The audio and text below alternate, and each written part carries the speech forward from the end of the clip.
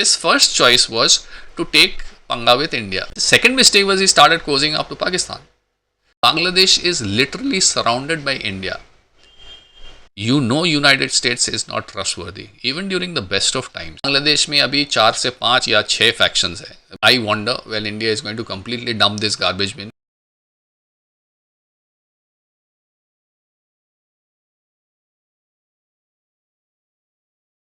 Jai Guruji, Jai Guruji, Jai Guruji. Welcome to Heartland Ari. Today I am going to be presenting some of the short term and medium term challenges that Yunus is going to face or Yunus is facing. सबसे पहले बात करेंगे why he faces them. You know, this problem, why he is facing them is largely his own creation. जो कहते हैं ना कि you are the choices that you make. आप जैसा चॉइस करोगे आप लाइफ में वैसे ही बनोगे, कुछ वैसा ही. तो यूनुस के पास चॉइस भले ही फर्स्ट राउंड में नहीं था, but he had a choice a few months down the line. लेकिन उसने for what ever reason, what ever जो भी चूज़ किया उसने चूज़ किया, तो उस हिसाब से उसका रिजल्ट आ रहा है. उसी हिसाब को थोड़ा सा भी एनालाइज करेंगे. आप अगर सोच रहे हो कि ये नया क्या कहेगा, यस, नया कुछ नहीं है, because as you all know there are many channels who are giving you early updates on whatever is happening on Bangladesh and things like that. तो मैं वो सब नहीं करूँगा. I would be providing you a quick overview. I would be providing you a formal overview, which is probably a collation of points which can be used in different debates and discussions to summarize what faces the man and what the man faces. So I hope you guys would enjoy the video. End तक देखिए, comment कीजिए, share कीजिए. People watching for the first time, you can consider subscribing. Incidentally, you can also share this video amongst your Bangladesh contacts if you have, अगर आपको लगता है, क्योंकि the way I see what faces Yunus is something which I would want the Bangladeshis also to understand. Okay. अच्छा, तो यूनुस ने कैसे क्या किया, what choices did he make? शुरू में I remember when he assumed the leadership of Bangladesh, then one of my contacts, he is a Bengali entrepreneur. He is from West Bengal. He is an extremely successful multi-millionaire entrepreneur who settled in the USA. He and उसके जैसे बहुत लोग बड़े ही optimistic थे कि Nobel laureate आ गए, economy में इतना पहुंचा हुआ आदमी है, this is a superb economist, he should be good for Bangladesh. ये जनरल एक सेंटिमेंट था. ठीक है, जो लोग जो पॉलिटिक्स को लेके थोड़ा सा भी खबर रखते हैं वो लोग को पता था कि Yunus could be a deep state puppet and etcetera etcetera. None the same on the face of it qualified, तो वो था ही. So there were lot of people hopeful. Bangladesh में भी lot of Bangladeshi elites were hopeful. I know a couple of those people who were very hopeful about Yunus coming in. So Indians, a lot of Bengali Indians were also hopeful. So basically, optimistic, educated, geopolitically unaware audiences, they were pretty hopeful about Yunus. But as I said, you are the choices that you make. So coming back to the choices, what are the choices?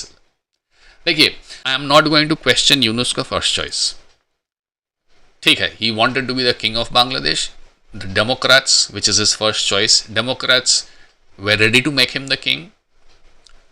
अगर if he did Democrats का bidding, Democrats आपको राजा बनाएंगे. This bit is okay in geopolitics. ये पहले भी हुआ है, ये आगे भी होंगे, इसमें आप मैं कुछ नहीं कर सकता है. लेकिन ये राजा बनने के बाद यूनुस का जो choices था and how he decided to utilize those choices is what make it a little interesting. His first choice was to take पंगा with India. He started on the wrong foot with India. I mean, this reminds me of that वो movie, विजय राज वाला movie. उधर वो दिख रहा है, हाँ दिख रहा है, तोड़ दिया, नहीं तोड़ना चाहिए था. वैसा उधर इंडिया दिख रहा है, हाँ दिख रहा है, पंगा ले लिया, नहीं लेना था. It's like that. His reason for taking पंगा with India incidentally should have been an extremely strong and vital lesson for him. India के साथ पंगा लेने का क्या कारण था? इंडिया है sheltered Hasina. If I were in Yunus's place, I would treat this as a foundation for building a relationship with India. पता है क्यों? क्योंकि आज के दिन में इतना volatility के ज़माने में to have an ally who you can trust, to have an ally who you can have faith in कि आपके खराब टाइम में that ally is going to fly you out of the country and give you shelter is a huge kind of a blessing. You know United States is not trustworthy. Even during the best of times, United States is not trustworthy. आप देखो अभी Donald Trump क्या कर रहा है, और ये आज से 100 साल पहले हेनरी किसिंजर भी बोल के गया, it's that United States, you can never be an ally of United States. So you know that this guys who are pushing you to be the king are not trustworthy allies. उधर से आप हसीना का treatment देख रहे हो कि this was a leader, upon being deposed उसको shelter मिल गया. So this should have been a learning lesson for you कि भाई ये कंट्री अच्छा है, इसके साथ मेरे को रिलेशनशिप अच्छा मेंटेन करना चाहिए था. I don't know what kind of a bug bit him. He did the exact उल्टा. एक और रीज़न है इंडिया के साथ उसको क्यों अच्छा रिलेशनशिप मेंटेन करना चाहिए था, because Bangladesh is literally surrounded by India. कितना भी पंगा ले बांग्लादेश, कितना भी प्रॉब्लम्स क्रिएट करे, अगर करे तो in future, the fact is Bangladesh is always going to remain influenced by the subcontinental geopolitics. This I always maintain. So these are the two reasons. कि एक तो geography decided reason, you cannot take पंगा with India, and एक politics जो अपने सामने हुआ decided dominated reason कि here I can see how this country is treating its allies. It is going to be good for me to have an ally like India. He decided the other way around. अच्छा ठीक है, India के साथ तुम lukewarm relation रखो. There could be a lot of state heads जो कि है गोटा दुनिया में जिसका इंडिया के साथ कुछ खास दोस्ती नहीं है, ल्यूकवार्म रिलेशनशिप है. Second mistake was he started closing up to Pakistan. Now given the equation that India has with Pakistan, you should have kept that in mind also. तो इंडिया से पंगा लेने का ये मतलब नहीं कि आप पाकिस्तान के साथ भिड़ जाओ. But he did not, he chose not to listen. हाँ, यहाँ पे एक डिबेट हो सकता है कि जमात वगैरह वगैरह जो भी इस्लामिस्ट ग्रुप है उसको फोर्स किया, but that's what being a statesman is all about. You wanted to be the king, right? So I am sure you must have done your SWOT analysis, your strength and weakness and opportunity and threat analysis, because this is important. Normally, no king in his right mind would want to spite the hand that feeds your country, literally. So these were the two biggest bad choices that Yunus made, to rub India in the wrong way and to become sudden friends with Pakistan. Now, incidentally, since he has made those choices, these are the ones that he has to keep building on. और इसमें उसको जहाँ पे ले जाएगा उसका किस्मत, वहाँ पे उसको जाना है, because you cannot run out of it now that you have already, made your choices. So what are the challenges? Coming back, very short, मैंने 6 challenges यूनुस के सामने मुझे दिख रहा है. I have divided them into short-term challenges and mid-term challenges. Short-term challenges में there is political instability, economic pressure and immediate diplomatic challenges. और mid-term challenges में there is regional alignment का challenge, there is domestic governance का challenge, and there is economic sustainability का challenge. As I said, this is going to be a very formal kind of a presentation. तो लेकिन थोड़ा सा आपको bore लग सकता है क्योंकि यहाँ पे कोई सेंसेशनल न्यूज़ नहीं है, शेयर नहीं करेंगे, कोई सीक्रेट नहीं शेयर करेंगे, but this is going to be probably a video that you can share with a lot of people because ये headings में आपको बहुत सारा information मिल जाएंगे. Let us quickly look at the headings. Political instability, first point जो मेरा था short term challenges में. बांग्लादेश में अभी 4 से 5 या 6 factions है, broken down into factions. Okay, there is bound to be contesting interest. ये 4 से 5 से 6 faction जो है ये united होके एक तरह से minority हिंदूज और बुद्धिस्ट को मार रहे. कभी कभी ये लोग अपने बीच whatever kind of sectarian clashes, if you can call it, political clashes, उसमें लगे हुए हैं. There is a chance of a lot of outside influence. अब जब भी faction में अपने आप को मतलब अपना country को अब जब भी different factions में divide कर लेते हो, there are always foreign parties watching and they would obviously want to put in some money and jump into the picture अपना एजेंडा के लिए. इसका solution क्या है? How to settle them down? Does Yunus have a solution? I don't know. I don't think so. So number one problem for him, political instability. Number 2 problem, economic pressure. Economic pressure में क्या है? India has nearly dumped Bangladesh. I'm giving you the long and the short of it. Now, personally, I still wonder. I wonder when India is going to completely dump this garbage bin because ये तो अभी dumpster fire बन गया है. Okay. तो India के dump करने की वजह से there's massive problems actually with respect to industry, supply chain, power supply, logistics. There is unemployment, there is inflation, there is trade disruption. This commercial disruption. इसका जवाब शायद होता, लेकिन Yunus has decided to cozy up with Pakistan. तो India का relation कल को ठीक थोड़ा कर भी लेता है, तो they are never going to trust this man, they are always going to remain very of his leadership. और बांग्लादेश के साथ जो जेनरोसिटी इंडिया ने पहले दिखाया था during the times of Sheikh Hasina, probably that generosity is not going to come, it is going to be now if things settle down, if things normalize, it is going to be a quid pro quo kind of a thing. इस बीच में economic pressure के इस point में can he restore investors confidence? You know, investor बाहर से पैसा डालेगा ना, तो उसके लिए तो कॉन्फिडेंस चाहिए। कॉन्फिडेंस के लिए you need to build short term stability, okay, you need to handle the energy shortages, you need to create a blueprint where you can create employment. ये सब आपके पास है? The answer is no. PR stunt के साथ आप sustainable plan को confuse मत करो। आप चाइना जा सकते हो, आप जापान जा सकते हो, आप इंग्लैंड जा सकते हो, आप वहाँ जाके सबके साथ पिक्चर खिंचवा सकते हो, सबके साथ प्रॉमिस लेके आ सकते हो, लेकिन कौन कितना करता है ये बाद में पता चलता है। Trust me, I am from a place, I don't want to name that place, I am from a place जहाँ पे हर साल लाखों करोड़ों बिजनेस पीपल आते हैं and they promise a lot of things and unfortunately और फॉर्चुनेटली और what ever, none of those promises have materialized in the past 10-15 years. So there you go. Promise कितना भी करे, कितना भी न्यूज़ बाइट दे दे, कितना भी वेबसाइट आप डेकोरेट कर लो पिक्चर्स लेके, but hardcore investment don't not come into the country. अरे आप सोचिए, अगर आप बिजनेसमैन हो और अगर आपके पास 200-500 करोड़ लगाने का है, आप कोई कंट्री में जहाँ पे इकोनॉमिक और पॉलिटिकल इंस्टेबिलिटी है क्यों जाओगे? ये पैसा आपका बनाया हुआ है ना, ये not going to go and बांटो दैट मनी। वो पैसा आप लगाओगे वहाँ पे तो आपको तो भी रिटर्न तो मिलना चाहिए, तो आप क्यों जहाँ पे रिटर्न ऑफ इन्वेस्टमेंट का कोई गारंटी नहीं है बिकॉज ऑफ पॉलिटिकल इंस्टेबिलिटी और वॉट एवर रीजन, आप क्यों वहाँ पे पैसा लगाओगे? सिंपल सा सवाल है। So if you might feel wherever, if you are a Bangladeshi, you might feel highly elated that you know China is shaking hands with Yunus और Japan is shaking hands with Yunus. Remember, एक एक पैसा लगाएगा, they are going to want that value of their money back. जब तक उसको लगेगा नहीं कि यहाँ से वैल्यू वापस नहीं मिलेगा, तब तक वो नहीं लगाएगा, और लगाएगा भी तो अपना पाउंड ऑफ फ्लैश वो बाद में लेंगे आपसे। Coming to that, next problem is diplomatic challenges. Now, Yunus has got trust between 4 outside players: China, India, USA, Pakistan. Now, this goes without saying that ये 4 जो player है, इसके अपने बीच it's a very extremely complex relationship which is there between these 4 players. All of them are going to look at what is of interest for them. Question is, does Yunus control that? Of other people's interest? Does he have any control over other people's interest? Does he have control over India's interest, over US's interest, over China's interest? No. Yunus Choro, nobody in Bangladesh today has. कितना भी diplomacy कर लो आप. Given the present condition of Bangladesh, there's not a single soul there that's capable right now of balancing these 4 and restrict their interest. कि भाई आपका interest बाद में देखेंगे, पहले बांग्लादेश का इंटरेस्ट देखो।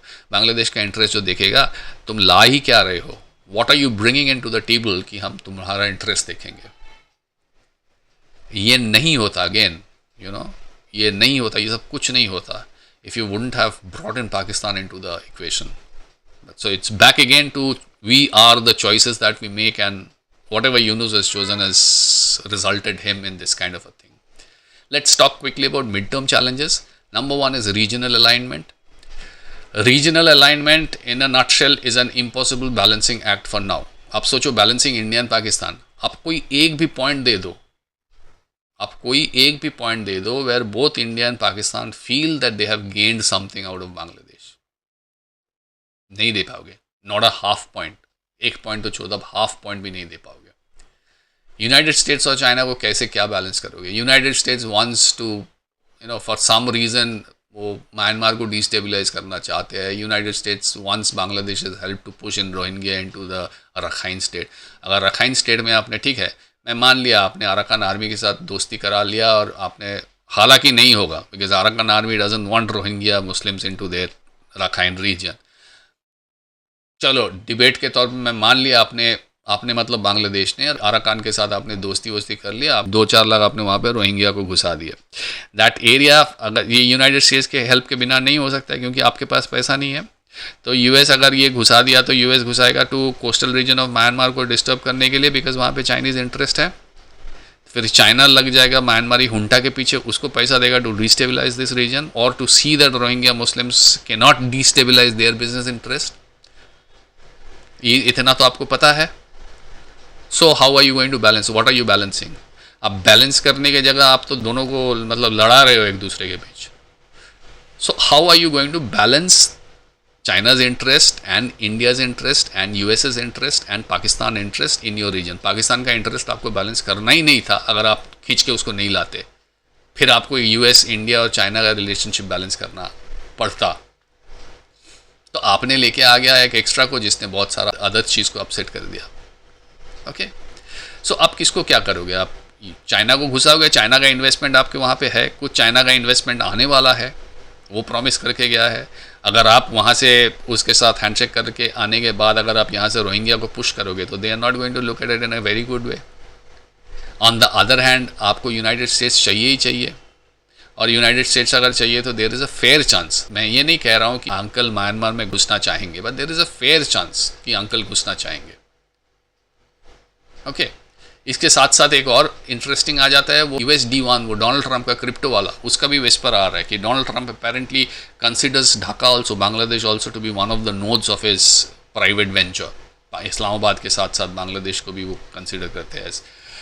वंस दैट हैपन्स, फिर डिस्टेबलाइजिंग का मतलब फिर वो हो सकता है। आई एम नॉट श्योर क्यों मैं बता रहा हूँ, this is a private venture, ये डोनाल्ड ट्रंप का फैमिली वेंचर है with a state government, Pakistani government या with a state government like a Bangladesh government. तो डोनाल्ड ट्रंप का प्राइवेट वेंचर के लिए यूनाइटेड स्टेट्स इंस्टीट्यूशनली उसको कितना हेल्प करेगा ये मुझे नहीं पता, but that is a different discussion. हो सकता है वो डोनाल्ड ट्रंप का जितना भी प्लान एनविजन करते हैं ये इस रीजन को लेके, अराकान, सेंट मार्टिन्स एट्सेट्रा को लेके, हो सकता है उसका हाउस में पास ना हो, हाउस में या सेनेट में, because that's based on his personal business ambition which is USD1। हो भी सकता है, नहीं हो सकता है कुछ भी हो सकता है, उसमें हम नहीं जा रहे। I am saying that whatever relationship that you are thinking of, Yunus, whatever relationship that you are thinking of building with the United States is only going to make this region more and more messy. तो balancing का, regional balance का जहां तक सवाल था, आप अभी कुछ भी करोगे आप ये जो रीजन है इसको और भी डिसबैलेंस करोगे। चले आते हैं जल्दी से डोमेस्टिक गवर्नेंस पे। डोमेस्टिक गवर्नेंस में हो गया इलेक्शंस, एक ही चीज़ है, क्या हुआ इलेक्शन का, कब करेंगे? अब तो पॉलिटिकल लैंडस्केप डिवाइडेड हो गया पूरा कंट्री का। आप इंस्टेड ऑफ एड्रेसिंग दैट, आप जमात के आदमी को उकसा रहे हो BNP को अटैक करने के लिए, अवामी को अटैक करने के लिए, हिंदुओं को अटैक करने के लिए, पार्टी मेंबर सपोर्टर जहाँ पे मिल रहे हैं मारने के लिए। I mean instead of stabilizing, again go back, FDI, foreign investor, बाहर से पैसा कब आएगा? When you have political stability. Stability लाने की जगह आप सबको आप लड़ा रहे हो अपने बीच। गवर्नेंस का तो वाट लगा रखे है। ये जो केओस आपने बना के रखा है, यहां से, इस केओस से how can you transition to a functioning government? आपने इलेक्शन करा लिया, मान लो ठीक है, डिबेट के तौर मान लेते हैं आपने इलेक्शन करा लिया, इंस्टीट्यूशंस को तो खा चुके हो, because institution, the entire bureaucratic setup was dominated by Awami league. आपने सबको तो मार मूर के भगाया वहां से, या तो मार दिया है या तो भगा दिया है। और आप में, आपके टीम में, आपके तो रिक्रूटमेंट तो घंटा पता नहीं क्या है। I don't think you have the capability of, or your team has the capability to reform judiciary and reform the bureaucracy and all the other different branches of government and make them functional again. जो भी बचा कुछ functional था आपने सबको destabilise करके रख दिया है, आपने या आपका आदमी ने, whatever. So how are you going to ensure domestic governance जब आपके पास इक्विपमेंट्स ही नहीं है, टूल्स ही नहीं है? टूल्स सारा आप खत्म कर चुके हो, खा चुके हो। मिड टर्म का एक और वीक पॉइंट है इकोनॉमिक सस्टेनेबिलिटी। इकोनॉमिक सस्टेनेबिलिटी मतलब डाइवर्सिफाइंग, बांग्लादेश के, पर्टिकुलर बांग्लादेश के लिए diversifying beyond textiles, practically impossible in the mid run. Textile is 85% Bangladesh government का export revenue, which means if this crashes, and it is crashing because India ने हाथ उठा लिया है, then it is almost like losing a vital organ of your body. How are you going to सप्लांट this? How are you going to supplement this? 85% of your export revenue कहाँ से लाओगे आप? क्या है आपके पास दूसरा एक्सपोर्ट करने के लिए? कुछ नहीं है। Again coming back to FDI, ये सबको आप एड्रेस कर सकते हो। भाई एक्सपोर्ट बंद कर देंगे, नहीं करेंगे, जो भी था बचा कुछ अब बिजनेस इंडस्ट्री सब बंद कर देंगे। क्या करेंगे? फॉरेन से इन्वेस्टमेंट लाएंगे, FDI लाएंगे। Again This is like Iraq after Saddam Hussein. This is like Ukraine after the war gets over. This is like Libya after Gaddafi. Civil war 10-20 साल में ख़त्म नहीं होता है. Libya is still unstable. Iraq is still unstable. Iraq is doing good. Iraq is largely become functional, but वहाँ पे अभी भी अंडरग्राउंड में है. लिबिया तो is a full fledged chaotic zone. आप स्टेबिलिटी जब तक नहीं लाओगे, आप तब तक फॉरेन डायरेक्ट इन्वेस्टमेंट भूल जाओ. फॉरेन डायरेक्ट इन्वेस्टमेंट करने के लिए यहाँ पे कौन आएगा पता है? रिस्ट्रक्चर करने के लिए आएंगे. वर्ल्ड बैंक का जो भी स्टैम्प्ड जो भी एंडोर्स कैंडिडेट्स हैं वो लोग आ जाएंगे, ब्लैक रॉक्स एंड ऑल. ये एक ज़माना था, अगर आपका ऑयल रिसोर्स रिच रीजन होता तो सब बिग ऑयल आ जाते. अभी दूसरा कोई आ जाएगा और वो आ जाएगा रिस्ट्रक्चर के नाम पे. They are going to eat your country. Actually जितना भी साल कियोस रहेगा post civil war 10, 20, 30 years, they are just going to eat your country out. US को बुलाओ, रियल एस्टेट ले लेगा. चाइना को बुलाओ, डेट ट्रैप कर लेगा. ब्लैक रॉक को बुलाओ, सब कुछ खा लेगा. स्टेट स्ट्रीट और वैनगार्ड और ब्लैक रॉक मिलके. अब किसको बुलाओगे? Because you have destabilise the region. A destabilise region में everybody comes looking for their pound of flesh. Stable country में people come looking for return on investment. वो भी आजकल के दिन में स्टेबल कंट्री में भी आ जाते हैं दूसरा धंधा लेके, बट फिर भी ठीक है. कंपेरेटिवली स्टेबल कंट्री में nobody comes with that this kind of a cutthroat vision, cutthroat picture in mind, which they come when the country is unstable, destabilized, which is what Bangladesh is right now. Additional point एक है छोटा सा about Bangladesh army. Again, you have had a fallout with your army. अगर कोई random movement वहाँ से हुआ, that can topple your whatever government that you think you are running. अगर वो होता है तो there will be a fresh round of chaos. उल्टा भी हो सकता है कि यूनुस आप आर्मी को गिरा दो, आर्मी का टॉप लीडरशिप को गिरा दो, and the army weakens as an institution. The army weakens. Okay, so like institutional sanctity जो है वो आप ख़त्म कर रहे हो क्योंकि आपका मर्जी हुआ, आपने आर्मी का हेड को हटा दिया. So all in all, I don't know, it's a very troublesome situation. What is the best that Yunus could do? My opinion is announce an election date and move out. Would he do that? Unfortunately I don't think so. It doesn't seem like. क्यों? I don't know, but it doesn't look like he's going to do. If his only source of confidence comes from the fact that I've been sitting on the lap of the Clinton family for years and that makes me a master in international relationship and politics, then by that reason Monica Lewinsky should have been the president of United States. But life is not like that. क्या करोगे? Summary outlook. What are of all this 3 short term and 3 mid term points? 3 summary outlook निकल के आ रहा है. One is the success of Bangladesh depends on, point number 1, inclusive governance, which he is not willing to create. Point number 2, economic resilience, which he is not capable of building. Point number 3, diplomatic neutrality, and that ship is gone, sailed a long time ago. It is only when you address these 3, then you become capable of initiating the stabilization of your country. थोड़ा सा भी cool down किया, थोड़ा सा geopolitical जो भी चल रहा है उसको थोड़ा सा भी हैंडल किया, नेविगेट किया वगैरह वगैरह, तो स्टेबलाइजेशन के इनिशिएट कर सकते हो. लेकिन उसके लिए ये 3 चीज़ आपको एड्रेस करना ज़रूरी है.